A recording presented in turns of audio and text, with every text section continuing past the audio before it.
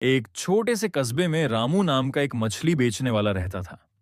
रोज सुबह वह नदी से मछलियां पकड़कर बाजार लाता और अपनी दुकान पर बैठकर बेचता।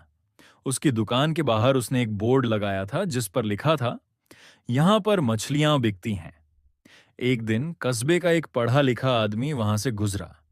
उसने बोर्ड पढ़ा और रामू से बोला, रामू, ये जो तुमने बोर्ड लगाया है ना, ये बिल्कुल बेकार है।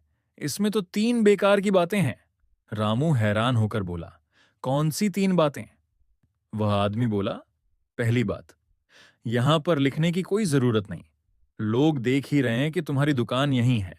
दूसरी बात, बिकती है, लिखने की जरूरत नहीं। लोग मछलियां खरीदने ही आते हैं, दान में तो नहीं दोगे। तीसरी बात, तुमने इतनी सारी मछलियां टोकरी में रखी हुई हैं तो लोग समझ ही जाएंगे कि मछलियां बिक रही हैं। फिर बोर्ड लगाने का क्या फायदा?